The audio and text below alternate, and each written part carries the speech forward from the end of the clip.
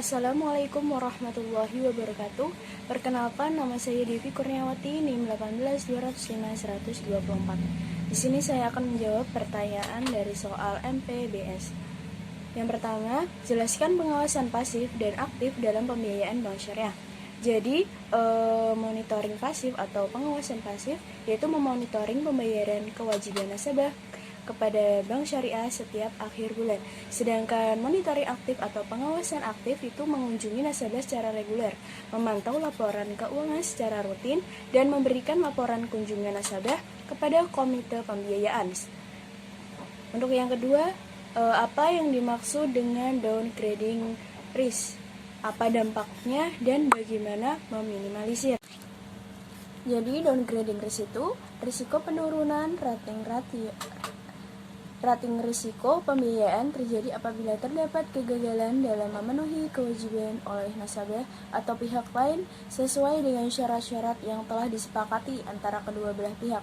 Dampak dari risiko ini adalah timbul sebagai akibat dari terkonsentrasinya pembiayaan pada satu atau sekelompok sektor, pihak, industri, atau area geografis tertentu yang dianggap besar, tetapi pada kenyataannya bisa menimbulkan kerugian yang besar bagi bank pemberi fasilitas, sehingga mengancam keberlangsungan bisnis bank tersebut.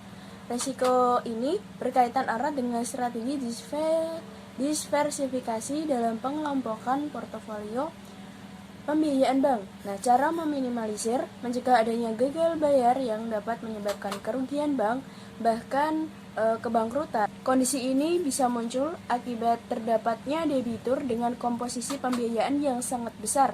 Misalnya, total pembiayaan mencapai 30% dari total portofolio pembiayaan bank.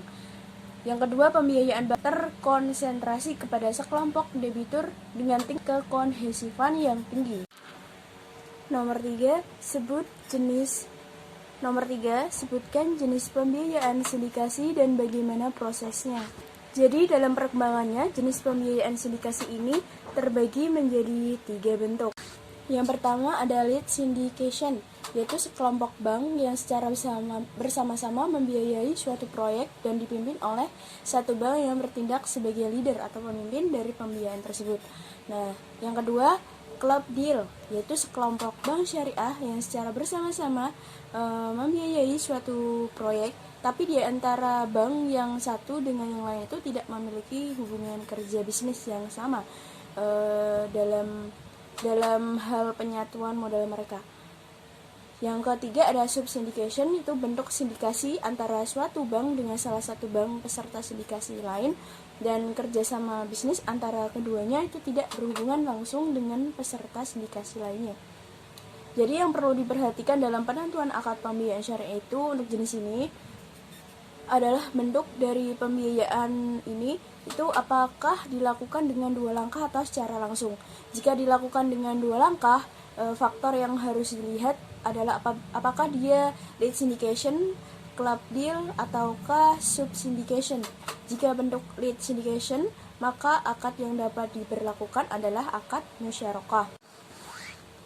Jika pembiayaan tersebut dilakukan secara langsung, maka faktor berikutnya adalah apakah bentuk sindikasinya lead syndication, club deal, ataukah subsyndication.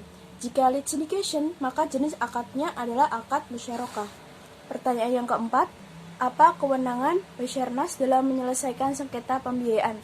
Jadi, kewenangan Badan Arbitrase Syariah Nasional atau Basarnas itu diatur dalam pasal 1 Peraturan Prosedur Badan Arbitrase Syariah Nasional.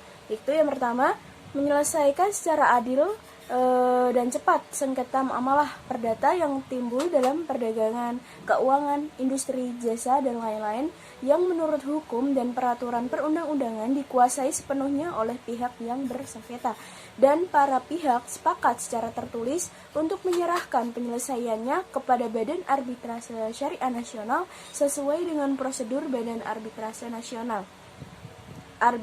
Syariah Nasional. memberikan pendapat yang lengkap atas permintaan para pihak tanpa adanya suatu sengketa mengenai persoalan berkenaan dengan suatu perjanjian. Soal yang terakhir, yang kelima, yaitu persaingan pembiayaan sangat ketat dengan hadirnya pembiayaan online bank syariah, baik syariah maupun konvensional. Nah, bagaimana strategi bank syariah dalam menghadapi persaingan pembiayaan online? Jadi ada 5. Yang pertama, memberikan kemudahan akses dalam memberikan produk dari bank syariah tersebut. Yang kedua, memberikan promosi yang disertai dengan pemberian hadiah yang dapat menarik nasabah untuk menggunakan produk yang ditawarkan. Yang ketiga, melakukan pengembangan teknologi untuk memenuhi kebutuhan dan keinginan masyarakat yang semakin kompleks. Yang keempat, meningkatkan pelayanan sehingga nasabah dapat loyal terhadap bank tersebut. Terima kasih, sekian dari saya. Wassalamualaikum warahmatullahi wabarakatuh.